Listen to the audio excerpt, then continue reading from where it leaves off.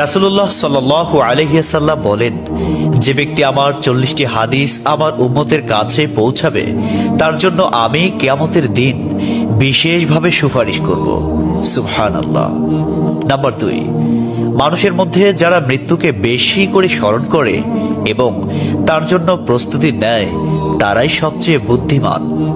Number 3, প্রত্যেক জিনিসের জাকাত আছে, আর দেহের জাকাত হচ্ছে রোজা। নাম্বার 4, যে তার সময় আল্লাহর জন্য ব্যয় করে না তার জন্য জীবন অপেক্ষা মৃত্যু শ্রেয়।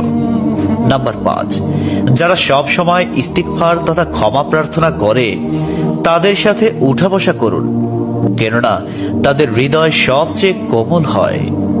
নাম্বার 6, তুমি যত সিজদা দিবে আল্লাহ তত গুনাহ তোমার মাফ করে দিবেন। সুবহানাল্লাহ। নাম্বার 7, সূরা ফাতিহা প্রায় 1000 রোগের ওষুধ। নাম্বার 8, হাতের তালুতে জ্বলন্ত আগুনের কয়লা রাখলে যেমন কষ্ট হবে তার চেয়ে বেশি কষ্ট হবে শেষ জামানায় ঈমান রাখতে। নাম্বার 9, রোজাদারদের জন্য প্রতিদিন জান্নাতকে সুসজ্জিত করা হয়। সুবহানাল্লাহ।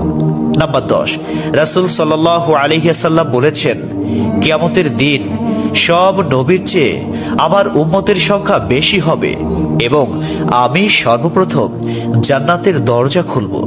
সহিহ মুসলিম, হাদিস নম্বর 196। 11, যে ব্যক্তি রোজা রাখা অবস্থায় মারা যাবে আল্লাহ তাকে কিয়ামত পর্যন্ত সকল রোজার সওয়াব দান করবেন। সুবহানাল্লাহ। নাম্বার 12, যে ব্যক্তি ফজরের নামাজ আদায় করলো সে আল্লাহর হিফাজতে চলে গেল। নাম্বার 13, রাসূলুল্লাহ সাল্লাল্লাহু আলাইহি ওয়াসাল্লাম বলেছেন, রোজা ও কোরআন কিয়ামতের দিন মানুষের জন্য সুপারিশ করবে। মুসনাদে আহমদ, হাদিস নম্বর 6626।